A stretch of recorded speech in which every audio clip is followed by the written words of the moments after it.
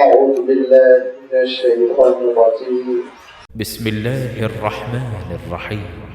وإذ غدوت من أهلك تبوئ المؤمنين مقاعد للقتال والله سميع عليم إذ هم الطائفتان منكم أن تفشلا والله وليهما وعلى الله فليتوكل المؤمنون ولقد نصركم الله ببدر وأنتم أذلة فاتقوا الله لعلكم تشكرون إذ تقول للمؤمنين ألن يكفيكم أن يمدكم ربكم ب3,000 من الملائكة منزلين بلى إن تصبروا وتتقوا ويأتوكم من فورهم هذا يمددكم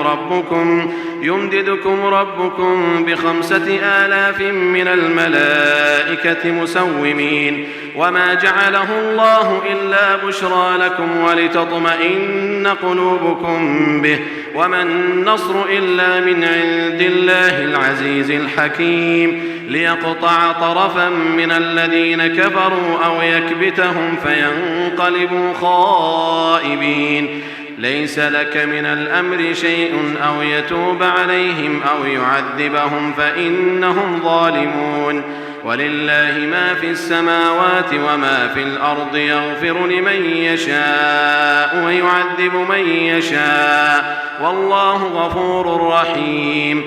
صدق الله العظيم. الحمد لله رب العالمين والصلاة والسلام على سيد المرسلين وعلى آله وأصحابه أجمعين أما بعد. سورہ آل عمران کا یہ رکوع نمبر 13 ہے جس کی تلاوت کی گئی. اس رکوع میں 9 آیتیں ہیں اور ان آیتوں کا سلسلہ شروع ہو رہا ہے آیت نمبر 121 سے 129 پر جملہ 9 آیتیں. 121 نمبر آیت سے سورہ آل عمران کا ایک نیا ٹاپک شروع ہو رہا ہے، نیا موضوع شروع ہو رہا ہے. پچھلی گفتگو میں میں نے یہ بات آپ کی خدمت رکھی تھی کہ سورہ آل عمران کی ایک تمہید ہے تقریباً 30-32 آیات کی. اس کے بعد اللہ تعالیٰ نے 33 آیتوں میں عیسائیت کا تذکرہ فرمایا، بلکہ ان کی پوری تاریخ کا احاطہ کیا گیا کیونکہ والضالین کا جو مزداق بنے ہوئے تھے کہ انہوں نے توحید کی شاہراہ کو گم کر دیا تھا. ان سے غلطی یہ ہوئی تھی کہ نبی سے عقیدت کی تو بات کی لیکن اطاعت کی بات نہیں کی. اس کا نتیجہ یہ نکلا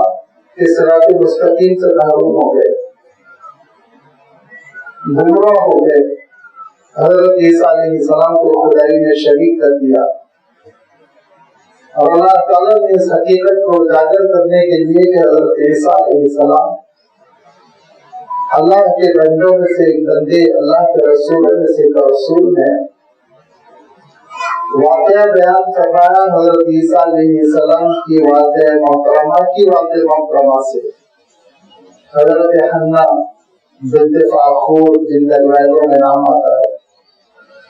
جو ایک بزرگ حضرت عمران کی اہلیہ تھی. انہوں نے کیسے تمنا کی، دعا کی، اولاد کی، کیا سوچا تھا، کیا ہوا؟ وہ بیٹا چاہتی تھی، اللہ تعالیٰ نے بیٹی عنایت فرمائی. لیکن ان خاتون نے جو منت مانگی تھی کہ اپنی اولاد کو دین کے لیے لگا دوں گی، اس پر عمل کیا. حضرت مریم کو بیت المقدس میں چھوڑا، حضرت زکریا علیہ السلام کی نگرانی رہی، وہ قرآن چڑھی، بڑی عبادت گزار، نام بھی ایسا حضرت مریم کہ خود اللہ کی جانب سے وہ الہام ہوا تھا، اور ابھی وہ جواب نہیں ہونے پائی تھی کہ اللہ کے حکم سے فرشتے کے ذریعے سے ان کے اندر دم کیا گیا اور حضرت عیسیٰ علیہ السلام تولد ہوئے۔ حضرت عیسیٰ علیہ السلام کیسے جوان ہوئے، بچپن کیسے گزرا، ان کا تذکرہ اللہ تعالیٰ نے نہیں فرمایا، کیونکہ ہماری اور آپ کی ہدایت کے لیے اس کی ضرورت نہیں تھی۔ ذکر فرمایا تو نبوت کا، معجزات کا، دعوت عیسیٰ کا، حضرت عیسیٰ علیہ السلام کی ان کوششوں کا جو آپ نے دین کی سربلندی کے لیے کی، لیکن حضرت عیسیٰ علیہ السلام کی مخالفت، دشمنی، یہودیوں نے اپنا پرانا شیعہ دکھایا، نبیوں سے دشمنی، نبیوں کو قتل کرنے کی کوشش۔ ابھی ان کے ہاتھ رنگین تھے حضرت زکریا علیہ السلام کی شہادت سے، حضرت یحییٰ علیہ السلام کی شہادت سے، کہ حضرت عیسیٰ علیہ السلام کو بھی سولی پر چڑھانے کی ناکام کوشش کی، اللہ تعالیٰ نے آسمان پر اٹھایا۔ یہاں سے عیسائیوں کو غلط فہمی ہوئی اور انہوں نے حضرت عیسیٰ علیہ السلام کو خدائی میں شریک کرنا شروع کیا۔ اگر وہ حضرت عیسیٰ علیہ السلام کی تعلیمات پر رہتے، ارے عبد اللہ ربی و میرے اور تمہارے خدا کی عبادت کرتے رہو، جو آپ نے نمازوں کا طریقہ دیا تھا، جو زہد کا ہوتا، دنیا سے بے رغبتی کی جو کیفیت تھی، اس کو اپناتے تو بھٹکتے نہیں، لیکن اس کو نہیں اپنایا۔ ہمارے محبت کے بھٹک گئے سینٹ پال نے ایسا فتنہ کیا کہ خدائی میں شریک کیا۔ لا تقولوا ثلاثہ، دین کی بات نہ کرو، اللہ تعالیٰ ارشاد فرمایا بس انما اللہ هو الہ واحد، اللہ تو تنہا ہے، وہ خالق باقی سب مخلوق ہے۔ لہذا اس حقیقت کو جو اچھی طرح اللہ تعالیٰ نے اجاگر کیا اور یہ بتایا کہ حضرت عیسیٰ علیہ السلام کو خدائی میں شریک کرنے کا سبب اگر یہی ہے کہ ظاہری طور پر ان کے والد نہیں تھے، اللہ کے حکم سے پیدا ہوئے تھے، تو حضرت آدم زیادہ حقدار ہے، ان کے تو والد بھی نہیں تھے، والدہ بھی نہیں تھی، ان کو بھی خدائی میں شریک کرو۔ اِنَّ مَثَلَ عِیسیٰ عِندَ اللَّهِ كَمَثَلِ آدم، فرمایا کہ آدم جیسے اللہ تعالیٰ نے اپنی قدرت اور اپنی شان سے پیدا فرمایا، ویسے ہی حضرت عیسیٰ علیہ السلام کی ولادت ہوئی، اللہ کا حکم۔ اور جب اللہ کا حکم ہوتا ہے تو جو چیز ہونی ہے وہ ہو جاتی ہے، اس کو ذریعے کی واسطے کی ضرورت نہیں پڑتی، اس حقیقت کو وہ نہیں سمجھ سکے، لہذا اپنی جانب سے عقیدہ بنانے لگے۔ اتفاق ایسا ہوا کہ رومی سلطنت نے عیسائیت قبول کی اور رومیوں کے پاس ایک عقیدے کی دیوبادائی قسم کی کہانیاں تھی، جیسے ہمارے ملک میں، تو دھیرے دھیرے عیسائیوں نے اس کو اپنے دین کا علم و کلام بنا لیا، فلسفہ بنایا، عقیدہ بنا، پھر ایک سے دو سے تین خدا بن گئے، اقانیم کا سلسلہ، روح قدس، ہولی اسپرٹ، کفارہ چلتا چلا گیا۔ جن چیزوں کا تذکرہ خود کی بائبل میں نہیں ہے، وہ ساری چیزیں انہوں نے ایجاد کر ڈالی۔ دین تو اللہ کے حکم کو ماننے کا نام ہے، دین تو وحی الہی کا نام ہے، دین تو نبیوں کے رسول کا نام ہے، اور دین اللہ کے حکم پر چلنے کسے حاصل ہوتا ہے وہ دیکھنا ہوتا ہے۔ حضرت ابراہیم علیہ السلام کی سیرت دیکھو، لہذا اللہ تعالیٰ نے پھر تقریباً 120 آیتوں کے بعد سے حضرت ابراہیم علیہ السلام کا تذکرہ، دعوت ابراہیم، مزاج ابراہیم، اطاعت، فرمانبرداری، اور وہ تذکرہ کرتے کرتے امت کو توجہ دلائی کہ کنتم خیر امت اخرجت للناس، تم بھی خیر امت اس وقت تک رہو کہ رکھ کے دین پر رہو، دعوت دین دو، برائیوں سے لوگوں کو روکو، نیکیوں کا پرچار کرو، اللہ پر عقیدہ ایمان پکا رکھو۔ یہ سارا سلسلہ آپ دیکھیں گے کہ آیت نمبر 120 پر ختم ہونے لگا، یہاں سے تذکرہ شروع ہو رہا ہے غزوہ احد کا، تو قریب اس سورۃ کے اختتام تک ایک 2 یا 3 آیتیں ہیں جو ایک خاتمے کی شان رکھتی ہیں۔ اس سے پہلے تک کسی غزوہ احد کے تسلسل میں بات ہوتی رہے گی، لیکن لازمی بات ہے جب کبھی اللہ تعالیٰ کوئی عنوان منتخب فرماتا ہے، گفتگو فرماتا ہے، تو اللہ تعالیٰ کے ارشادات میں وہ تاریخی نہج نہیں رہتا کہ ایک رائس حالات بیان کر دیے جائیں، بلکہ اللہ تعالیٰ جو واقعات بیان فرماتا ہے اس میں لوگوں کی ہدایت کیسے مجمع ہے، لوگوں کی تربیت کیسے ہو، زیادہ چیزیں آگے پیچھے ہوتی ہیں، اور اس کے ساتھ ساتھ بیچ میں انسانی ہدایت کے لیے احکام ہوتے ہیں، خوشخبریاں ہوتی ہیں، آخرت یاد دلائی جاتی ہے۔ اسی تسلسل کے ساتھ انشاءاللہ ابھی آیتیں چلتی چلی جائیں گی، اور پہلی آیت ہے جس میں اللہ تعالیٰ ارشاد فرماتا ہے کہ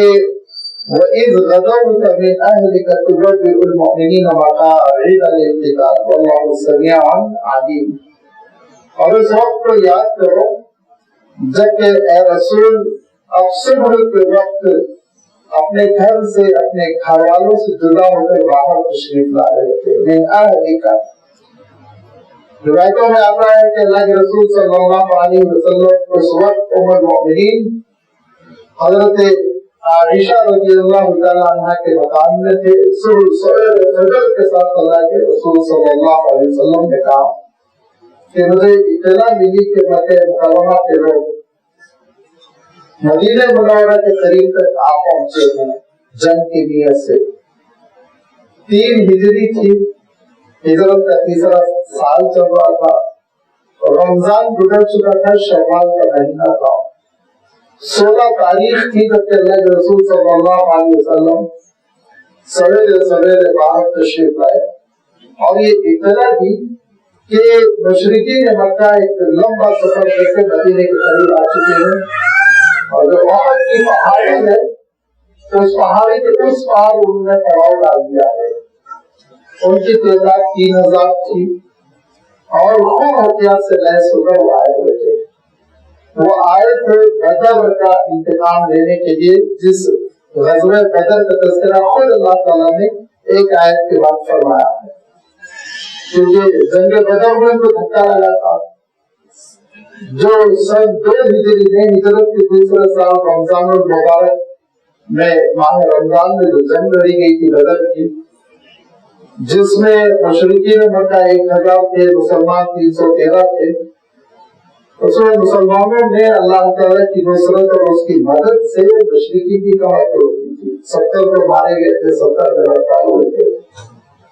آپ سوچ رہے ہوں کہ 1000 میں 70 بہت زیادہ بڑی تعداد نہیں، لیکن وہ سب سردار تھے، VIPs تھے، اور جو گرفتار بھی ہوئے تھے اور سب بڑے سردار تھے، اپنے آپ کو اسمار خاں سمجھتے تھے، تو جب رسیوں میں باندھ کر مدینہ منورہ لائے گئے تو ان کی عزت تو خاک میں مل گئی تھی،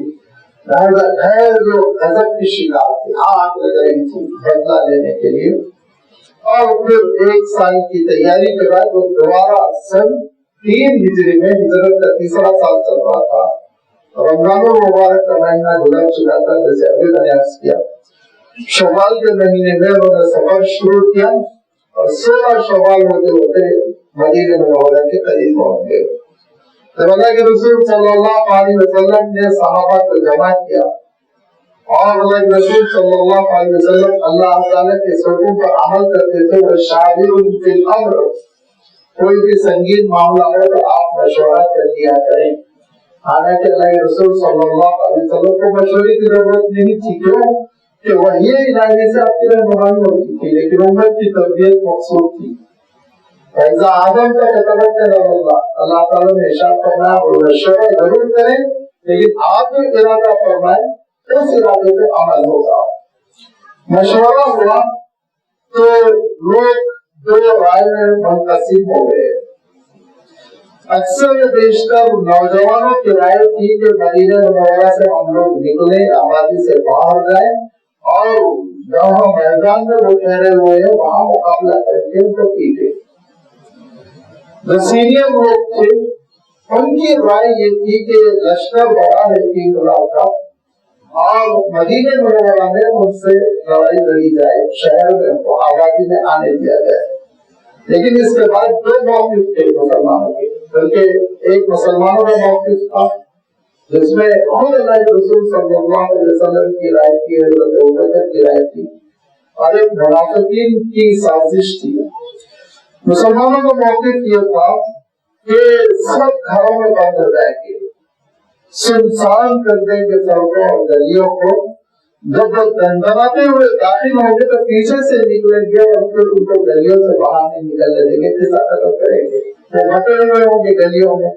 لہٰذا ہر گلی کی ناکہ بندی کر کے، تو زمانے میں ایسی چوڑی سڑکیں تھوڑی ہوا کرتی تھی، آپ دیہاتوں کا منظر ذہن میں رکھیں، لہذا گلیوں کی ناکہ بندی کرتے ہوئے نکڑ پر سے حملہ کر کے ان کو اندر ہی دبا دیا جائے۔ اور منافقین یہ چاہتے تھے، جیسے اللہ تعالیٰ نے خود اشارہ کرنا کہ یہ مشرکین مکہ مدینہ منورہ کی آبادی میں داخل ہو جائیں، مسلمانوں کے گھروں میں توڑ دیں اور ان بے ایمانوں کے پاس بلڈوزر نہیں تھا ورنہ بلڈوزر چلا دیں، اس طرح کی کیفیت کریں۔ یہ منافقین کی دلی خواہش تھی اور چاہ رہے تھے کہ مسلمانوں کا شکست ہو، کیونکہ منافقین اصلاً وہ جو ایلیمنٹ تھا وہ جو ضرورت تھی وہ یہودیوں کی تھی، لہٰذا وہ جلے ہوئے تھے اسلام سے، مسلمانوں سے، آپ صلی اللہ علیہ وسلم سے۔ لیکن اللہ کے رسول صلی اللہ علیہ وسلم نے دیکھا کہ اکثریت کہہ رہی کہ باہر چلے باہر چلے، نوجوانوں میں جوش دیکھا، تو آپ صلی اللہ علیہ وسلم گھر تشریف لے گئے۔ جب باہر تشریف لائے تو آپ جنگی لباس پہن چکے تھے۔ جن صحابہ نے باہر جانے کی رائے دی ان کو پچھتاوا ہوا کہ اللہ کے رسول صلی اللہ علیہ وسلم کا شاید ہوا فیصلہ ناگوار گزرا کہ آپ صلی اللہ علیہ وسلم فوراً تشریف لے گئے اور جنگی لباس پہن کے آ گئے، چلو نکلیں گے۔ تو انہوں نے کہا اللہ کے رسول ہم لوگ اپنی رائے سے وڈرا ہو سکتے، چھوڑ دیجیے، باہر نہ جائیں، اندر ہی رہ کر بستی ہی میں رہ کر مقابلہ کر لیا جائے۔ آپ صلی اللہ علیہ وسلم نے فرمایا کسی نبی کے لیے سزاوار نہیں کہ وہ جنگ کا لباس پہن لے تو اتارتے دعوتے کی جنگ نہ ہو جائے، ہمیں پہن چناؤ چلنا۔ لہذا اب یہاں سے مسلمان روانہ ہوئے، اور آپ جانتے آج کل تو بڑا گائیڈ وغیرہ صحیح بتاتے بھی نہیں ہیں، وہ ایک چھوٹی سی چٹان پر لوگوں کو کھڑا کر دیتے ہیں، دعائیں کرواتے ہیں۔ آپ نے دیکھا ہوگا ایک قبرستان ہے جس میں حضرت حمزہ رضی اللہ تعالیٰ عنہ بھی مدفون ہے، اس کے سامنے ایک چھوٹی سی چٹان ہے، مطلب شاید 20 فٹ کی ہوگی، اس سے زیادہ نہیں ہوگی، اور سائز میں بھی شاید یہ مسجد یا مسجد سے کچھ بڑی، اس پہ کھڑا کر کے کہتے یہ عورت ہے، وہ غلط ہے، عورت وہ نہیں ہے۔ عورت جو ہے جب آپ قبرستان کا رخ کر کے کھڑے ہوں گے تو پیچھے جو بڑی چٹانیں نظر آتی وہ عورت ہے، وہ عورت پہاڑ ہے۔ مشرکین اس بات کرے ہوئے تھے، مسلمان اس بات پہنچے، اور پہنچنے کے بعد وہ اس غدو کا بھی نہیں کرتے ہوئے المؤمنین مقاعد للقتال، تو اللہ کے رسول صلی اللہ علیہ وسلم نے مومنوں کو، اہل اسلام کو، صحابہ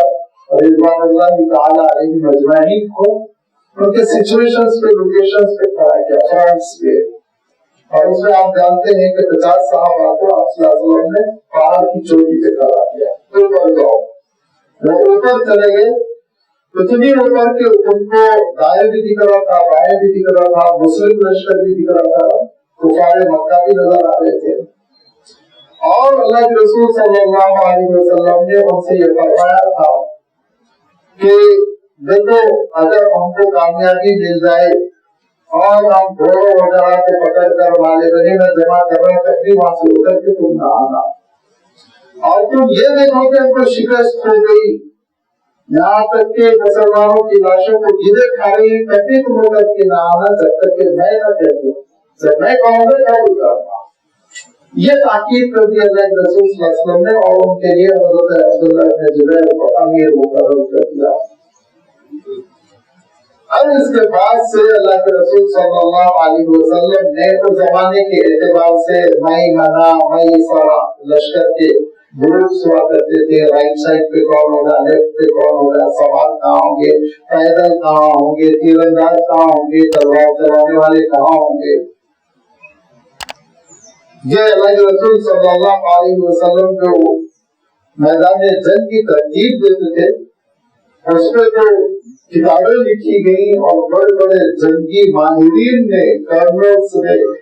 اور بڑے بڑے وہ لوگ جو ڈیفینس کی صلاحیت رکھتے معلومات رکھتے انہوں نے حیرت کا اظہار کیا کہ اللہ کے رسول صلی اللہ علیہ وسلم کی جو حکمت عملی ہوتی تھی جو تقسیم ہوتی تھی بہت ہی مضبوط مستحکم. اللہ کے رسول صلی اللہ علیہ وسلم یہ تقسیم کر سب کو اپنے اپنے فارن پر بٹھا دیا. تو اس کے معنی ہوتے ہیں کسی مقام پر نامزد کر دینا، معمور کر دینا، کسی مقام پر کھڑا کر دینا، بٹھا دینا، لگا دینا اس مقام پر. مقاعد للقتال، قتال کہتے ہیں جنگ کو، مقاعد کہتے ہیں گھاٹ لگا کر بیٹھنے کی جگہ. اللہ کی بات ہے آج کل کی جنگیں جو ہیں وہ فکری زیادہ ہو گئی، عقل کی زیادہ ہو گئی ہیں اور دو بدو تنگی ہوتی ہے. تو اسی لیے چیزیں ذرا سمجھنے میں دقت پیش آتی ہے. لیکن پچھلے زمانے میں گھاٹ لگا کر بیٹھنا بالکل چھپے ہوئے کہ ادھر سے فوجی گزرے گا تو اس کے اوپر حملہ کرنا، ادھر سے گزرے گا تو راستہ روکنا، یہ طریقے ہوا کرتے تھے. مقاعد مقاعد کی جمع ہے جس کے معنی ہوتے ہیں بیٹھنے کی جگہ. اور جیسے کہ میں نے عرض کیا کہ صحیح مفہوم ہے کھاٹ لگا کر بیٹھنے کی جگہ. جنگ کے لیے تیاری کروا کے اللہ کے رسول صلی اللہ علیہ وسلم نے. واللہ سمیع علیم. اسماء الحسنی کی گفتگو ہوتی ہے تو میں ہمیشہ عرض کرتا رہتا ہوں کہ جو فواصل آیات کہلاتی ہیں، جو آیتوں کے خاتمے پر اللہ تعالیٰ کے اسماء مبارک آتے ہیں اور آیت کا جو ٹیکسٹ ہوتا ہے، متن ہوتا ہے، اس سے یہ اسم جو ہے، یہ صفات جو ہے کیا تعلق ہے، کیا وقت ہے، یہ بڑا ایک لطیف سا علم ہے. اور مفسرین میں بھی محققین قسم کے اہل ذوق حضرات نے اس پہ کلام کیا. اب آپ دیکھیے آیت کا پہلے سیدھا سا ترجمہ وَإِذْ غَدَوْتَ مِنْ أَهْلِكَ تُبَوِّئُ الْمُؤْمِنِينَ مَقَاعِدَ لِلْقِتَالِ. اس وقت کو یاد کریں جب صبح سویرے آپ اپنے گھر والوں سے رخصت ہو کر نکل پڑے تھے، مومنوں کو جنگ کے مقامات پر گھاٹ لگا کر بیٹھنے کا آپ مقام طے کر رہے تھے. اللہ تعالیٰ سمیع سننے والا، علیم جاننے والا. بظاہر وقت نہیں محسوس ہو رہا ہے، نام میں سننا اور علم رکھنا. اور یہ بات ہو رہی ہے جنگ کی، یہاں تو ہونا تھا اللہ تعالیٰ قادر ہے، یہاں پہ ہونا چاہیے تھا اللہ تعالیٰ گرفت کرنے پر قادر ہے، کنٹرول کرتا ہے، عزیز ہے. یہاں ہونا چاہیے تھا، یہاں ہونا چاہیے تھا قدیر مقتدر. لیکن سمیع علیم، اس کے پیچھے زبردست قسم کی حقیقت چھپی ہوئی ہے کہ اللہ تعالیٰ ارشاد فرماتا ہے اس وقت جو جنگ میں لوگ تھے کہ دلوں میں کیا ہے اللہ تعالیٰ جاننے والا تھا. وہ جان رہا تھا کہ کس قوم مخلص ہے اور اپنی جان اللہ کی راہ میں شہادت کے لیے پیش کرنے تیار، کون منافق ہے شہادت کے لیے آیا ہوا ہے. سبھی سن رہا تھا، سرگوشیاں کیا ہو رہی تھی، مشورے کیا ہو رہے تھے. کیونکہ عبداللہ ابن ابی ابن سلول نے حضور اکرم صلی اللہ علیہ وسلم کے فیصلے پر آمادگی کا اظہار کیا، لیکن آگا راستہ بھی طے نہیں ہوا تھا. اس میں ایک اپنے ساتھیوں کے کام میں سرگوشی کر کے کو تیار کیا. پھر وہ ہمارا مشورہ نہیں سنا گیا. ہم تو چاہتے تھے کہ مدینہ منورہ کے اندر جو وہ ہماری مقصد کی باہر نکلے تو ہم پابند نہیں رہ گئے کہ ہم ان کے ساتھ رہے. اس طرح سے اس نے ایک دو نہیں 300 لوگوں کو ڈالانے میں کامیابی حاصل کری اور 300 لوگوں کو لے کر واپس آ گیا. اب 1000 میں سے 300 نکل کے 700 بچے. جیسے ہی 700 بچے تو اس میں 2 قبیلے ایسے تھے، ایک قبیلے اوس کی شاخ کی، ایک قبیلے خزرج کی شاخ کی، جو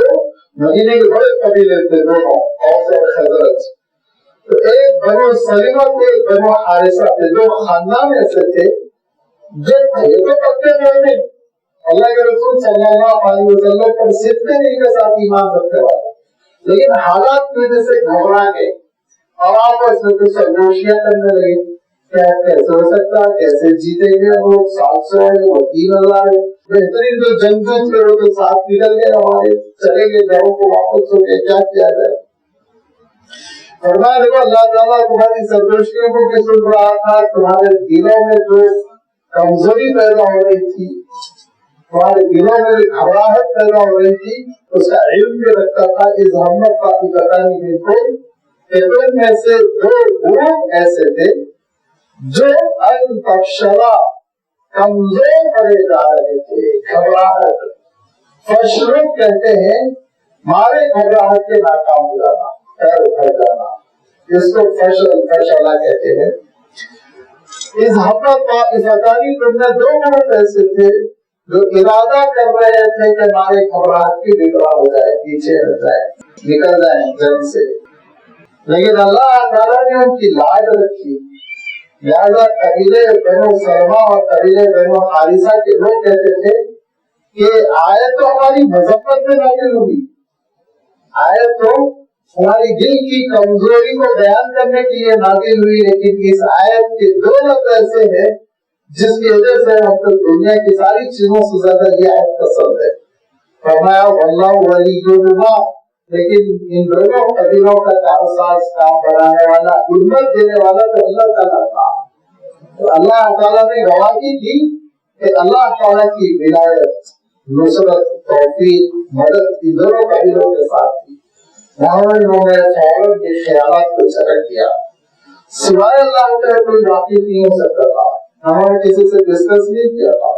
انہوں نے صحابہ کے سامنے لیک نہیں کیا تھا ہمارے دلوں میں گھبراہٹ ہے، ہم واپس جانے کی سوچ رہے ہیں، بس آپس میں سرگوشی کر رہے تھے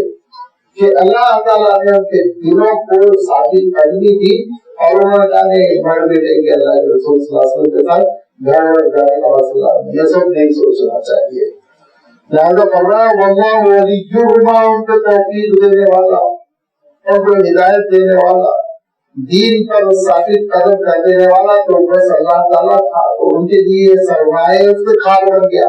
کہ اللہ کی شہادت ہے کہ اللہ تعالیٰ ان کا کارساز ہے، کام بنانے والا ہے۔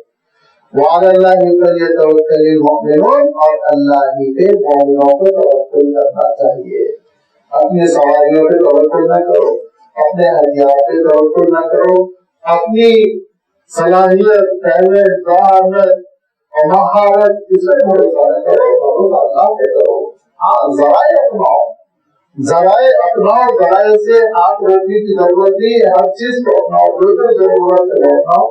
لیکن یاد رکھو ذریعے پر ایمان مشرک رکھتا ہے، اللہ پر ایمان اور توکل مومن رکھتا ہے۔ فرمایا وترجون من اللہ ما لا یرجون، ہم سب ایک ہی کام کر رہے ہیں، کمانا، بچوں کی تربیت، گھر کا چلانا، اسٹرگل کرنا، سب آپ سارے انسانوں میں ایک ہی کیفیت دیکھیں گے۔ فرمایا مومن غیر مومن میں فرق یہ ہے کہ مومن اللہ پہ بھروسہ کرتا ہے، توکل کرتا ہے، یقین کرتا ہے، تعلق رکھتا ہے اور سمجھتا ہے کہ میرا کام اللہ بنائے گا۔ غیر مومن سمجھتا ہے اس کا کام ذریعہ بنائے گا، اس کا کام گاڑی بنائے گی، اس کا کام گھر بنائے گا، اس کا کام ہتھیار بنائے گا۔ یہ عقیدے کا فرق ہے۔ ارشاد فرمایا وعلی اللہ ہی پر فلیتوکل المؤمنون، مومنوں کو بھروسہ کرنا چاہیے، اللہ تعالیٰ ہی پہ ان کا آسرا ہونا چاہیے کہ میرا کام بنانے والا اللہ تعالیٰ ہے، پھر ذریعہ اپنائے، پھر ذریعے پر محنت کرے۔ فرمایا کہ دیکھو یہ سچویشن ہو گئی، گھبراہٹ ہو گئی، دل اکھڑنے لگے، قدم اکھڑنے لگے، کیا ہوگا کل؟ ذرا ایک بات تاریخ کو تو دیکھو، اس کے بعد 2 آیتوں کے بعد بدر کا تذکرہ فرمایا۔ فرمایا پیچھے بڑھ کر دیکھو گزشتہ سال کیا ہوا تھا، تو 313 تھے، مشرک مکہ وہ 1000 تھے، سچویشن تمہارے بالکل خلاف تھی، کوئی چیز تمہارے لیے ہموار نہیں تھی، ہر چیز الٹی تھی، وہ اوپر تھے پیلے تھے، تم نیچے تھے، ان کے پاس پانی تھا، ہمارے پاس پانی نہیں تھا، ان کے پاس ہتھیار تھے، ہمارے پاس ہتھیار نہیں، ان کے پاس سواریاں، وہ ایک ایک کو ذبح کر کے کھا رہے تھے، تمہارے پاس سواریاں ہمارے نام تھی، ہر لحاظ سے تم بالکل اس سچویشن میں نہیں تھے، اس موقف میں نہیں تھے کہ اتنی بڑی جگہ سے بھول جاؤ، جنگ کرو۔ وَلَقَدْ نَصَرَكُمُ اللَّهُ بِبَدْرٍ، لیکن اللہ تعالیٰ نے بدر میں تمہاری نصرت کی، مدد فرمائی۔ وَأَنْتُمْ أَذِلَّةٌ، فرمایا اور تمہارا عالم یہ تھا کہ تم بہت کمزور تھے، ہر ظاہری اعتبار سے کمزور تھے، ہر اعتبار سے، ظاہری طور پر، روحانی طور پر اللہ تعالیٰ سے تعلق ایک الگ چیز ہے۔ لیکن جیسے کہ میں نے عرض کیا کہ ایک تو یہ کہ مدینہ منورہ میں سردی کی وجہ سے تھوڑا بخار وغیرہ ایسی جو آج کل وائرل انفیکشن کہتے ہیں ان چیزوں سے گزرے ہوئے تھے مکے کے لوگ، یہ بھی ذرا بدنی طور پر کمزوری، ہتھیار نہیں، آگے چل رہے ہیں، سواری نہیں ہے، پانی نہیں ہے، اور بدر کا کنواں ان کے پاس ہے، اوپر ہے، اوپر سے تیر چلائیں گے، نیچے کے لوگ مرتے چلے جائیں گے، نیچے سے تیر اوپر نہیں جائے گا، بالکل صورت حال بگڑی ہوئی تھی۔ فرمایا وَأَنْتُمْ أَذِلَّةٌ، تم بڑے کمزور تھے، اس کمزوری کو تم محسوس کر رہے تھے۔ فَاتَّقُوا اللَّهَ لَعَلَّكُمْ تَشْكُرُونَ، لیکن اللہ کی جانب سے مدد ہوئی، کیوں؟ تمہارے اندر تقویٰ تھا، تمہارے اندر تقویٰ تھا، اللہ تعالیٰ کی اور اس کے رسول کی اطاعت کی، جس کا آگے اللہ تعالیٰ سے تذکرہ فرما رہا ہے۔ اور اللہ تعالیٰ نے اس لیے مدد کی تاکہ تم اس کے شکر گزار ہو جاؤ، اس کا شکر ادا کرو کہ دیکھو حالات سے مومن نہیں جیتتا، اللہ کی نصرت سے جیتتا ہے۔ استقول، جب اللہ کے رسول یہ فرما رہے تھے استقول للمؤمنین، آپ صلی اللہ علیہ وسلم مومنوں سے ارشاد فرما رہے تھے أَلَنْ يَكْفِيَكُمْ أَنْ يُمِدَّكُمْ رَبُّكُمْ بِثَلَاثَةِ آلَافٍ مِنَ الْمَلَائِكَةِ مُنزَلِينَ، کیا تمہارے لیے یہ کافی نہیں ہے کہ اللہ تعالیٰ تمہاری مدد کے لیے 3000 فرشتوں کو نازل فرما دے؟ سب سے پہلے، اس سے پہلے بھی میں عرض کر چکا ہوں کہ عریش میں اللہ کے رسول صلی اللہ علیہ وسلم نے دعا کی،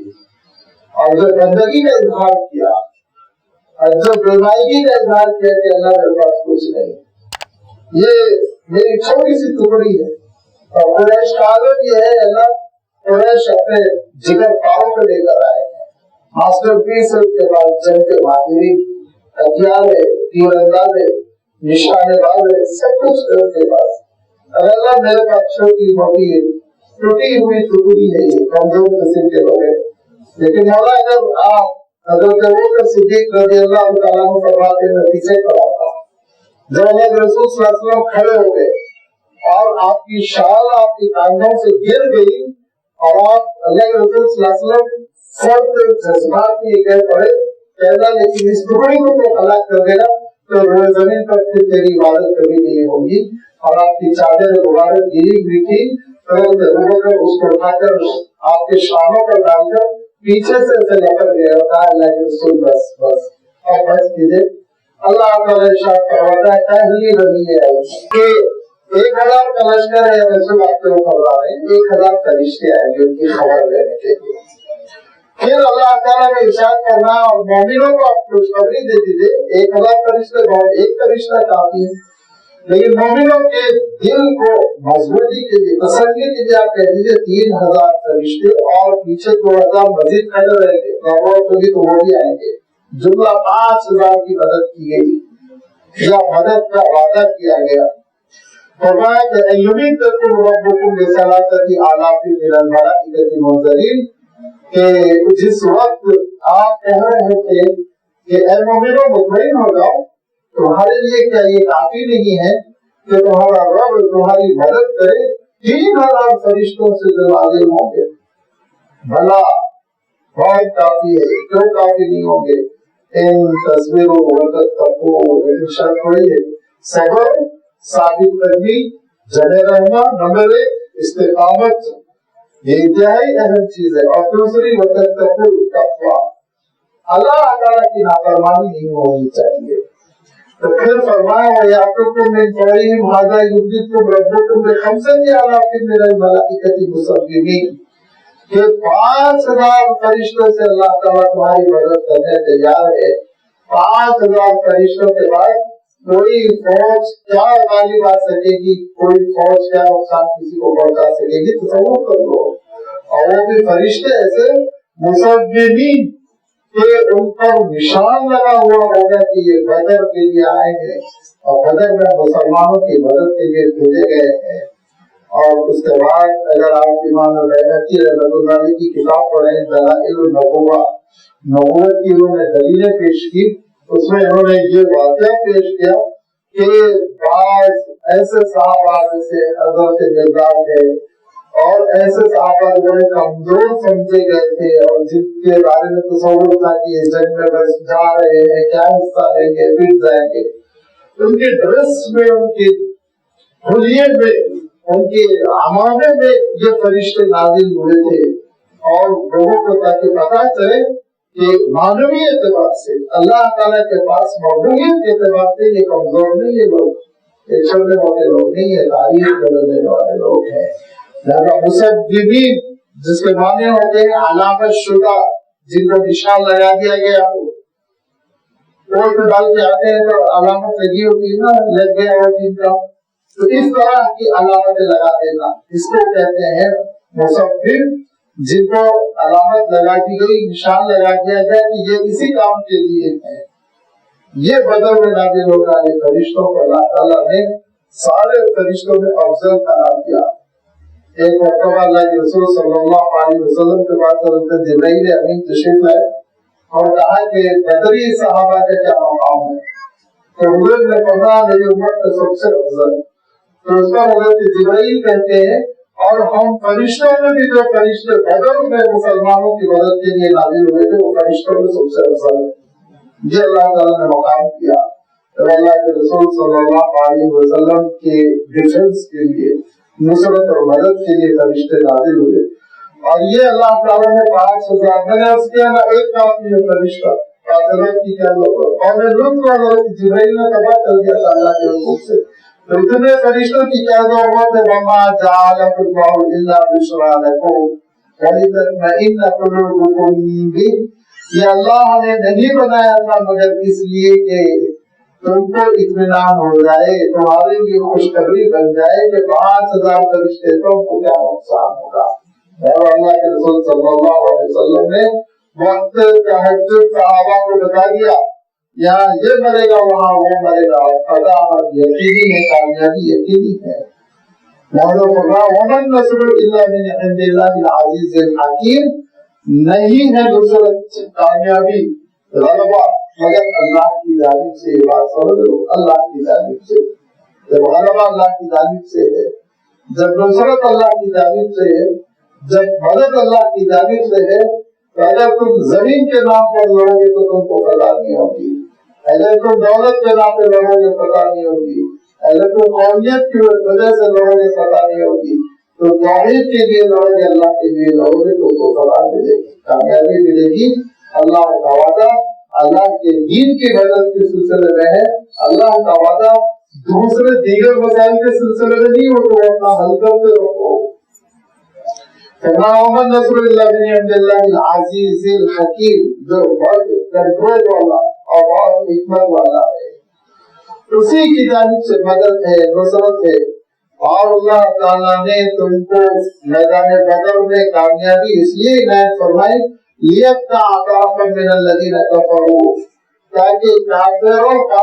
ابھی ایک حصہ کو کاٹ دیا جائے، جو سب سے سامنے مشرکین مکہ، ایک پارٹ پہ بھی نہ کم کر دیا جائے۔ جیسے ہوتا ہے نا بڑی مصیبت ہو تو ہم کیسے سمجھتے ہیں ایک ایک حصہ، کچھ حصے کو کم کرتے چلے جائیں گے۔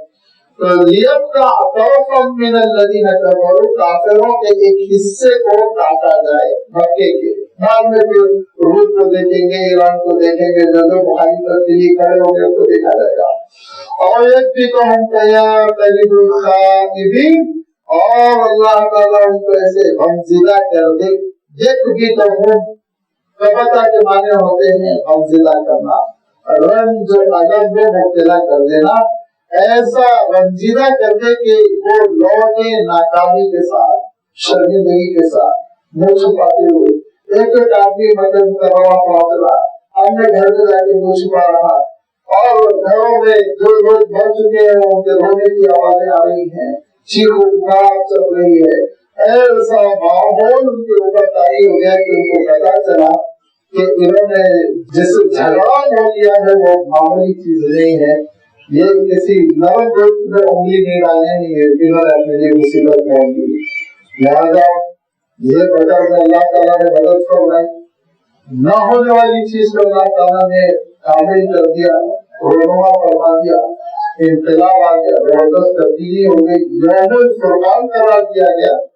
تو اب احد کے مسئلے میں تم کیوں پریشان؟ یہاں کیوں ہمتیں ڈوب رہی ہیں؟ یہاں کیوں سرگوشیاں ہو رہی ہیں؟ تو اللہ نے بھروسہ کرنا چاہیے، آگے بڑھنا چاہیے. الحمدللہ یہ عالم ہوا،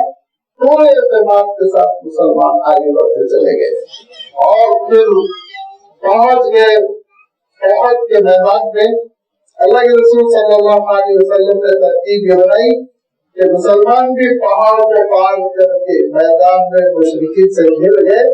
کہ احد کا جو اصل پہاڑ ہے اوریجنل وہ مسلمانوں کے پیٹ کے پیچھے تھا. ادھر مشرکین تھے، بیچ میدان میں لڑائی ہو رہی تھی، اوپر پیچھے تیر انداز تھے، ان کا کوئی کام نہیں تھا، بس دیکھنا تھا ان کو کہ مشرکین مکہ مدینے کی طرف تو نہیں جا رہے ہیں، اگر وہ مدینے کی طرف پہاڑ کراس کر کے جائے تو روکنا، یہ ان کی ڈیوٹی تھی. لیکن آپ جانتے ہیں کہ ان سے ایک چھوٹا سا تصاویر ہوا کہ انہوں نے ظہر کے وقت دیکھا کہ مسلمانوں کا عالم یہ ہے کہ مشرکین مکہ کو بھگا چکا ہے. آدھا کلومیٹر 1 کلومیٹر قریب انہوں نے پیچھے مکے کی طرف لشکر کو دھکیل دیا. اب پلٹ کے بھاگ رہے ہیں لشکر، اور بھاگ رہے تو کسی کی تلوار گر گئی، کسی نے گھوڑے کو چھوڑ دیا، کسی کا سامان رہ گیا. تو اس موقع پر مسلم جو فوج تھی، جو صحابہ تھے، وہ دشمنوں کے پیچھے جا رہے تھے. میدان میں یہ چیزیں بگڑی ہوئی، 10-12 گھوڑے بھاگ رہے ادھر ادھر، بڑی تلواریں گری ہوئی ہیں، اور وہ جو ڈھال ہوتی تھی وہ ڈھالیں گری ہوئی ہیں. اس موقع پر پہاڑ پر جبل الرمات پر جو لوگ بیٹھے ہوئے تھے تیر انداز، انہوں نے کہا کہ الحمدللہ کامیابی مل گئی، وہ اترتے ہیں، گھوڑوں کو کنٹرول کرتے ہیں، سامان ہم جمع کر لیتے ہیں. اس لیے نہیں کہ میرے گھر میں جائے گا، نعوذ بیت المال میں جمع ہوتا تھا وہ، اور اللہ کے رسول صلی اللہ علیہ وسلم کی نگرانی میں اس کی تقسیم ہوتی تھی. تو اس لیے کہ یہ بیت المال کی امانت ہے، نیت بالکل اچھی ہے، لیکن مسئلہ کیا ہو رہا تھا؟ تصاہر جو ہو رہا تھا وہ اللہ کے رسول صلی اللہ علیہ وسلم کے حکم پر کہ ہٹنا یہاں سے، بس لگے رہنا، چاہے پتہ ہو جائے نہیں ہٹنا، چاہے ناکامی ہو جائے نہیں ہٹنا. یہ حکم عادلی ہو رہی تھی، اس حکم کو چھوڑ رہے تھے وہ. لہذا وہ پہاڑوں کو چھوڑنے لگے اور ان کے امیر حضرت عبداللہ نے ان کو روکا، لیکن انہوں نے دلیل پیش کی کہ جنگ ہو چکی ہے، ہم سامان سمٹنے جا رہے ہیں. 10-12 لوگ تو حضرت عبداللہ کے ساتھ روکے، باقی سب گزر گئے. اور پھر آپ جانتے ہیں کہ اس وقت لشکر میں حضرت خالد بن ولید رضی اللہ تعالیٰ عنہ تھے، تو بڑے ذہین نوجوان تھے، بہترین سپہ سالار تھے. انہوں نے 4-5 کلومیٹر بھاگ جانے کے بعد مشرکین مکہ کو جمع کر کے کہا چلو میں ایک قسمت آزمائی کرتا ہوں، ایک تدبیر اپناتا ہوں کہ میں پیچھے سے پہاڑ کے چلا جاتا ہوں. اگر میں پیچھے سے مسلمانوں کے حملہ کرنے میں کامیاب ہو گیا تو ٹھیک، ورنہ میں بھی لوٹ کے آ جاؤں گا، پھر ہم مکہ چلے جائیں گے. مشرکین مکہ نے کہا ٹھیک ہے آزما لو. انہوں نے کچھ نوجوانوں کو لے کر یہ تدبیر اپنائی، اور جب پہاڑ کے پیچھے سے وہ گزرے تو پہاڑ پہ جو تیر انداز تھے وہ اتر چکے تھے. چند ہی لوگ تھے جو ڈیفینس کرنا چاہے اور وہ ڈیفینس نہیں کر سکے، حضرت خالد ان پر غالب آ گئے، اور پھر وہ پیچھے سے مسلمانوں پر حملہ انہوں نے کیا، اور سامنے سے بھی مشرکین مکہ نے حملہ کر کے دونوں طرف سے مسلمانوں کو دبانا شروع کر دیا. اس موقع پر 2 باتیں ہوئی. ایک تو یہ کہ اللہ کے رسول صلی اللہ علیہ وسلم کی خدمت میں لوگ دوڑ دوڑ کے آنے لگے، کہنے لگے اب ختم ہو جائے. اب بدوا کی بار بار فرمائش ہو رہی ہے. یہ اللہ کے رسول صلی اللہ علیہ وسلم کو پسند نہیں تھا کہ انکنڈیشنل بدوا دے دی جائے. ہو سکتا ہے اللہ کے رسول صلی اللہ علیہ وسلم کے ذہن میں تجویز آئی ہو، لیکن اللہ تعالیٰ نے حضرت جبرائیل امین کو بھیجا اور کہا آپ بدوا نہیں کریں گے. کیوں؟ لیس لک من الامر شیء او یتوب علیہم او یعذبہم فانہم ظالمون. بدوا دینے کے معاملے میں، پنشمنٹ کے سلسلے میں، عذاب دینے کے معاملے میں اے رسول آپ کے ہاتھ میں کوئی معاملہ نہیں. لَيْسَ لَكَ مِنَ الْأَمْرِ، کسی بھی ترجمہ قرآن کو کہتا دیجیے لَيْسَ لَكَ مِنَ الْأَمْرِ شَيْءٌ، اس معاملے میں آپ کو کوئی اختیار نہیں۔ یہ ڈپارٹمنٹ اللہ کا ہے، یہ ڈپارٹمنٹ اللہ کا ہے۔ بالخصوص ہمارے ان مقررین کو کام کر کر سن لینا چاہیے جو لوگوں کو جہنم پہنچاتے رہتے ہیں، فوج در فوج، یہ جہنمی وہ جہنمی، یہ گمراہ وہ گمراہ۔ ایک صاحب کی تو ضرورت یہ کہ وہ ایک بزرگ کے سلسلے میں کہنے لگے اگر مجھے موقع دیا جائے تو میں ان کی قبر کھول کے بتا دوں کہ ان کے قبر میں عذاب ہو رہا ہے۔ یہ چیلنج کرنا بددماغی یاد کہ اللہ کی رحمتوں اور توفیق سے معلومی، اور ایسے لوگوں کا خاتمہ بالخیر بھی نہیں ہوتا۔ عذاب دینا نہ دینا، سزا دینا نہ دینا، اللہ تعالیٰ کا اختیار تم کو تو یہ اتنی بندگی اپنانے کے لیے کہا، اتنی بندگی کہ اللہ کے رسول صلی اللہ علیہ وسلم کو اطلاع دی گئی چونکہ محبت کر رہی تھی دل سے، لہذا اس کو جلا دیا۔ تو آپ نے فرمایا کسی بھی مخلوق کو یہ اختیار نہیں ہے کہ کسی کو جلائے، جلانے کا آپ تو ایک مالک کو ہے، اللہ کو ہے۔ کسی بھی چوٹیوں کو، کیڑوں کو، پرندوں کو زندہ جلانے کی اجازت نہیں ہے، فرمایا آپ صلی اللہ علیہ وسلم نے۔ تو چوٹیوں کو جلانے کی اجازت نہیں ہے، چاہیے ہے کہ اللہ کے نیک بندوں کو جلانے کے لیے آستین چڑھائے بیٹھے ہوئے ہیں۔ غور کریں قرآن پاک کی کیا تربیت ہے، قرآن مجید کے کیا مزاج ہے۔ ہاں ہم یہ کہہ سکتے ہیں آپ یہ کام کر رہے ہیں یا فلاں یہ کام کر رہا ہے، شریعت کی روشنی میں وہ کام جائز ہے، شریعت کی روشنی میں وہ غلط ہے، حرام ہے، گناہ ہے۔ شریعت کی روشنی میں اس کا حکم کیا ہے وہ بیان کرنا الگ چیز ہے، لیکن کسی کے بارے میں فیصلہ کر دینا تو جہنم میں چلے جائیں گے، جہنم میں جلوائے ہوں گے، جہنم میں ڈال دیے جائیں گے، آپ کے الفاظ ہمارے الفاظ نہیں ہو سکتے، بندوں کے الفاظ نہیں ہو سکتے، یہ بس اللہ کا اختیار ہے۔ اور پھر یہ فرمایا کہ دیکھو آپ کو اس معاملے میں کوئی اختیار نہیں ہے، اور یہ تو علیہم یا تو اللہ ان کی توبہ قبول کر لے، اور یہ آدمی کو یا اللہ تعالیٰ کو عذاب دے، وہ فیصلہ فرمائے گا، وہ قادر مطلق ہے، اس کا علم ہے، اس کی حکمت ہے، اس کی مشیت ہے، وہ اپنی مشیت قدرت سے جو فیصلہ کرنا ہے کرے گا، لہذا آپ بدعا نہ دیں۔ اللہ کے رسول صلی اللہ علیہ وسلم نے متعدد روایتوں میں ثابت ہے اس وقت یہ فرمایا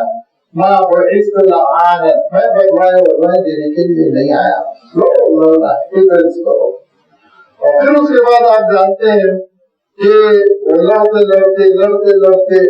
مسلمانوں کا دائرہ تنگ کرتے اللہ کے رسول صلی اللہ علیہ وسلم کے قریب پہنچ گئے۔ ابن قمیصہ نامی ایک صاحب تھے جنہوں نے اللہ کے رسول صلی اللہ علیہ وسلم پر وار کیا، اور جو آپ جنگی ٹوپی پہنے ہوئے تھے لوہے کی، اس کو اتنی زور سے اس نے تلوار ماری کہ وہ خود اس کو کہتے ہیں وہ ٹوپی ہیلمٹ ٹائٹ ہوتی تھی وہ ٹوٹ گئی، اور ٹوٹنے کے بعد اس دو حصے ہو کر ایک حصہ اللہ کے رسول صلی اللہ علیہ وسلم کے بائیں گال میں پھنس گیا، جس کی وجہ سے آپ کے دندان مبارک شہید ہوئے، خون نکلا بڑی مقدار میں، اور آپ صلی اللہ علیہ وسلم پر رشیدانی ہوئی۔ اللہ کے رسول صلی اللہ علیہ وسلم چوٹ کھا کر زمین پر آ رہے، پھر حضرت طلحہ نے آپ کو اٹھایا، پھر واقعات انشاءاللہ قرآن پاک میں خود اللہ تعالیٰ نے اشارے فرمائے، اور اس وقت اللہ کے رسول صلی اللہ علیہ وسلم نے جو بات ارشاد فرمائی وہ یہ اللہم اغفر لی قومی فانہم لا یعلمون، اللہ میری امت کو معاف کر دیجیے، ناواقف ہے، یہ ناواقف ہے کس کے ساتھ کیا کرنا چاہیے کو پتا نہیں، میں نے بہت غلطی کی، آپ ہی کو معاف کر دیجیے۔ لہذا کہا مفسرین نے مورخین نے کہ اللہ کے رسول صلی اللہ علیہ وسلم کی یہ دعا تھی کہ جنگ احد میں جو دشمنوں میں جو لوگ آئے تھے تو حضرت خالد بن ولید جیسے 3 بڑے سپہ سالاروں کو بعد میں اسلام کی توفیق ملی، اور پورے ایشیا میں اسلام کو پھیلانے والے بن گئے۔ یہ اگر بدعا اگر اللہ کے رسول کر دیے ہوتے اور لشکر تباہ ہو گیا ہوگا تو امت کو خالد بن ولید رضی اللہ تعالیٰ عنہ نہیں ملتے، جن کو کیا کہا گیا خالد سیف من سیوف اللہ، اللہ کی تلوار، جہاں جاتے تھے جس جنگ میں جاتے تھے مسلمانوں کی فتح ہوتی تھی، اور دوسرے حضرت اکرمہ ہے جو تھے تو ابو جہل کے بیٹے، لیکن انہوں نے اسلام کے سفر کو پوری زندگی بسر کی، اس وقت وہ دشمنوں کے ساتھ آئے ہوئے تھے۔ لہذا اللہ تعالیٰ علم رکھنے والا، حکمت رکھنے والا وہ جانتا ہے کہ آگے ان میں کون کیا کام کرنے والا ہے۔ علل اعلان بالکل مطلق کر کے ان لوگوں کو برباد کر دیا جائے کہ اللہ کے رسول صلی اللہ علیہ وسلم کا شیوا نہیں تھا، ایسی کو تو آپ صلی اللہ علیہ وسلم نہیں دی۔ ہاں، اس میں کوئی شک نہیں کہ رعال اور ذکوان کے قبیلوں نے جب وہ حفاظ اور ائمہ صحابہ کو شہید کیا تو اللہ کے رسول صلی اللہ علیہ وسلم نے ظالموں کی بھی بددعا دی اور دعائے کا اہتمام فرمایا۔ علیل شاہ فرمایا اللہ ان ظالموں نے بڑی بڑی حرکت کی، لہذا ظالموں کو پیپر ایک کردار پہ پہنچا دے، جیسے قوم عاد اور سمود کے بدماشوں کو انہیں ہلاک و تباہ کیا، ایسے ہی بدماشوں کو تباہ و برباد کر دے۔ یہ اس ٹائپ سے ظالم، فاسد، گناہگار، اس عنوان سے آپ صلی اللہ علیہ وسلم سے بدوا کرے، لیکن متعین طور پر چند لوگوں کے لیے، چند اشخاص کے لیے آپ صلی اللہ علیہ وسلم نے کبھی بدوا نہیں کی۔ لہذا فرمایا لیس لک من الامر شیء، اس معاملے میں آپ کو کوئی اختیار نہیں ہے رسول، یا تو اللہ توبہ قبول کر لے، اللہ تعالیٰ عذاب دے، اللہ تعالیٰ کا فیصلہ ہوگا۔ فإنهم ظالمون، یہ ظلم کر رہے ہیں، اس کو کوئی شک نہیں، لیکن یاد رکھو وَلِلَّهِ مَا فِي السَّمَاوَاتِ وَمَا فِي الْأَرْضِ، جو کچھ آسمانوں میں ہے، جو کچھ زمین میں ہے، سب اللہ کا ہے۔ اللہ تعالیٰ قادر مطلق ہے، یغفر لمن یشاء ویعذب من یشاء، جس کو چاہے اللہ تعالیٰ معاف کر دے، جس کو چاہے اللہ تعالیٰ عذاب میں گرفتار کر دے، اللہ کا اختیار ہے۔ اللہ غفور رحیم، اللہ تعالیٰ عام طور پہ معاف کرنے والا مہربان ہے۔ اس کی سنت یہی ہے جس کے بارے میں اللہ تعالیٰ ارشاد فرماتا ہے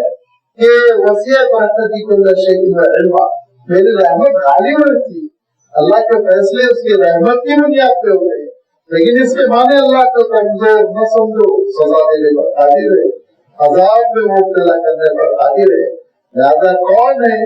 جو دین کی ہدایت سے محروم پڑے گا؟ کون ہے جو اللہ تعالیٰ کی جانب سے جس کو ہدایت ملے گی، توفیق ملے گی، اس کا فیصلہ نہ میں کر سکتا ہوں نہ آپ کر سکتے، یہ اللہ تعالیٰ کے ہاتھ میں۔ وَلِلَّهِ مَا فِي السَّمَاوَاتِ وَمَا فِي الْأَرْضِ، اور جو کچھ آسمانوں میں وہ بھی اللہ کا ہے، وَمَا فِي الْأَرْضِ، جو کچھ زمین میں وہ اللہ تعالیٰ کا، پیٹرول اللہ تعالیٰ کا، سونا اللہ تعالیٰ کا، معدنیات اللہ تعالیٰ کے، لوہا اللہ تعالیٰ، سب اللہ کا استعمال کرنے کے لیے تم کو دے رہا ہے، تو مالک بن کر اتبا رہے ہو اور کہہ رہے ہو میں اس کا اونر ہوں تو اس کا اونر ہے، لیکن یاد رکھو بہت کم مدت کے لیے، بہت کم مدت کے لیے، قلعوں کو دیکھو، حویلیوں کو دیکھو، محلات کو دیکھو، کس شان کے ساتھ وہ بنائے گئے، لیکن اللہ تعالیٰ نے ہم کو رہنے کا بھی موقع نہیں دیا، اور رہ نہیں سکے، بستیاں اجڑ گئی اور لوگوں کو محروم ہو کر وہاں سے نکل جانا پڑا۔ یہ اللہ کی ملکیت ہے، للہ میراث السماوات والارض، ارشاد فرمایا زمین و آسمان میں جو کچھ ہے وہ لوٹ کر اللہ کے پاس جانے والا ہے، ہم لوگ ٹیمپرری کسی کے اونر ہے۔ لہذا جب وہ مالک کل ہے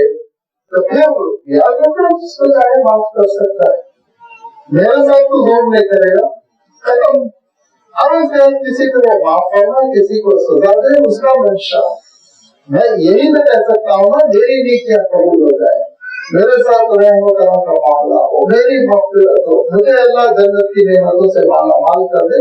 یہ تمہارا مطالبہ، یہ حق بجانب ہے، صحیح ہے، اس میں گندگی ہے، اس میں اللہ سے تعلق کا اعلان ہے۔ دوسرے کو محروم کرنے کے آپ مجاز نہیں ہے، کوئی بھی مجاز نہیں ہے، ہم سے دوسروں کو محروم کر دے، ہمارا اختیار نہیں، وہ اللہ کا اختیار ہے، کس کو دینا ہے کس کو نہیں دینا۔ یغفر لمن یشاء ویعذب من یشاء، اللہ کے رسول صلی اللہ علیہ وسلم فرماتے تھے جو دوسروں کے بارے میں فیصلہ کرتا ہے یہ جہنم میں جائے گا، یا اللہ کی سزا بھگتے گا، یہ اس کے ساتھ ایسا ہوگا، اس کے ساتھ ویسا ہوگا، آپ صلی اللہ علیہ وسلم فرماتے تھے یہی شخص کے ساتھ وہ معاملہ ہو جاتا ہے۔ لہٰذا دوسروں کے سلسلے میں یہ تفسیروں کی کوئی ضرورت نہیں ہے، اپنے لیے بس آپ دعا مانگتے رہیے کہ ہم کو نجات مل جائے، ہماری نیکیاں قبول ہو جائے، ہمارے ٹوٹے ٹوٹے اعمال قبول ہو جائے۔ اپنے اعمال سے غافل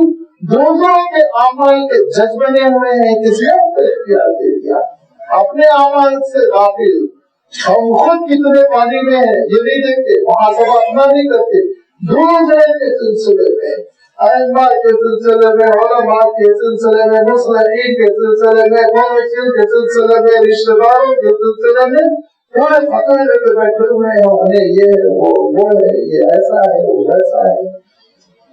فکر اپنی کریں، دعا دوسروں کے لیے کریں، انشاءاللہ اللہ تعالیٰ سب کے ساتھ خیر کا معاملہ فرمائے گا۔ یغفر لمن یشاء، اس کی مغفرتیں وہ مالک ہے جس کے ساتھ وہ معاملہ کرنا ہے کرے گا۔ یعذب من یشاء، اور جس کو چاہے گرفتار عذاب کر دے، عذاب دے، لیکن فرمایا عذاب دینا اس کا مزاج نہیں۔ عذاب دینا یہ اصلاً اللہ تعالیٰ کو بھاتا نہیں، اس کو اچھا نہیں لگتا، لیکن کیا کریں، لوگ ظلم کرتے، گناہ کرتے، بدکاری کرتے، اللہ کے نظام کے خلاف چلتے، واللہ غفور رحیم، ورنہ اللہ تعالیٰ کو بخشنے والا مہربان ہے، رحمتیں چاہتا ہے۔ اس کے بعد اللہ تعالیٰ نے اچانک ایک خاص شریعت کا حکم فرمایا، اور پھر اس کے ساتھ ساتھ ہماری سیرت سازی کے بعد اللہ تعالیٰ نے اہم کردار کے اہم جو خصوصیات ہونی چاہیے ان کا تذکرہ فرمایا۔ لیکن یہ بیچ میں اچانک ایسا کیوں آ گیا؟ بالکل ایسا لگتا ہے بہت سے ٹاپک چینج ہو کر بالکل دوسری طرف چلا گیا، لیکن میں نے شروع میں کر دیا کہ یہ چلتے رہا ہے سلسلے کلام عہد ہی کی جنگ کے سیاق میں، لیکن سبق ہم کو یہ دینا ہے، سبق ہم کو یہ دینا ہے وہ اطیعوا اللہ و رسول، اللہ اور اس کے رسول کی اطاعت ہونی چاہیے۔ یہاں کمی آئے گی، نصرت ختم، مدد ختم، توفیق ختم، اطاعت ختم، ہدایت ختم۔ جہاں جس قوم میں سے اطاعت رسول نکل جائے اس قوم میں سے پھر آپ دیکھیں گے ہدایت نکل جاتی ہے، اس قوم میں خرافات آ جاتی ہے، بے حسی آ جاتی ہے، غفلت آ جاتی ہے، اور دھیرے دھیرے اشر وہی ہوتا ہے جو عیسائی دنیا کا صراط مستقیم راستہ ہاتھ سے نکل جاتا ہے اور در بدر کی ٹھوکریں کھاتا رہ جاتا ہے انسان۔ اطاعت رسول کی رسی کو بھی چھوڑنا ہے، اس ڈگر پر چلنا ہے۔ میرے اور آپ سے یہی اللہ تعالیٰ نے بتایا کیا، اطیعوا اللہ و اطیعوا الرسول، اسی حقیقت کو آگے اللہ تعالیٰ نے بیان کرنا، اور یہی تھوڑی سی کوتاہی ہوئی تھی کہ اللہ کے رسول صلی اللہ علیہ وسلم کا حکم انہوں نے جزوقتی طور پر، عارضی طور پر اپنے فہم کے مطابق کہ اب اس کی ضرورت باقی نہیں رہے گی یہ کہہ کے چھوڑ دیا۔ اور آپ دیکھیں گے کہ یہ احد کا جو واقعہ ہے نا، اس میں آپ دیکھیں گے اطاعت کا سبب ہے ہمارے لیے، اطاعت کتنی ضرورت ہے۔ اس کے ساتھ ساتھ عظمت صحابہ کا سبب ہے کہ صحابہ کا عالم یہ تھا کہ اللہ کے رسول صلی اللہ علیہ وسلم کے قول کو پتھر کی لکیر سمجھ کے لگے رہتے، ذرا سے بھی حضرت ان کو اللہ تعالیٰ نے متنوع کر دیا، تھوڑا سا نہیں تو اللہ تعالیٰ نے ان کو متنوع کیا، اور پھر اللہ تعالیٰ نے ان کی تربیت کا سامان نازل فرمایا۔ کئی رکوع تک یہ تبصرہ جاری رہے گا عہد کے سلسلے میں۔ تو یہ صحابہ کی عظمت ہے کہ وہ روحانی اور وحی الہی کے ماحول میں پروان چڑھے ہوئے ہیں، ڈائریکٹ وہ بدن سے نبوت میں تعلیم پائے ہوئے ہیں۔ ہماری طرح نہیں ہے، نعوذ باللہ، ہم جو چاہے وہ تبصرہ کرتے، مقام ادب ہے وہاں پر ان کی عظمت کا دل میں احترام رہنا چاہیے۔ تو اطاعت رسول کا بھی اس میں بار بار ذکر آئے گا، عظمت صحابہ کا بھی آپ دیکھیں گے، اس سے ہم کو اور آپ کو سبق ملے گا۔ اور اسی طرح اللہ کی نصرت کیسے نازل ہوتی ہے، اس سلسلے میں بھی آئے کہ ہمارے اور آپ کی رہنمائی کرتی ہے، اور یہ ساری حقیقتیں پہلو بدل اسلوب بدل کر انداز نئے انداز میں انشاءاللہ ہمارے آپ کے سامنے آتی چلی جائے گی۔ لہٰذا آنے والی آیتیں بہت اہم ہے اور بہت دل تھام کے بیٹھنا ہے، کیونکہ فرمایا یا ایھا الذین آمنوا لا تأکلوا الربا، سود نہیں کھانا ہے۔ بہت بڑی زبردست قسم کی تربیت ہونے والی ہے، تو کیوں سود کا تذکرہ ہوا اور کیوں سود کھانے سے منع کیا گیا، انشاءاللہ اس کو اللہ کی خدمت میں آئندہ کی جائے گی۔ وآخر دعوانا الحمد للہ رب العالمین۔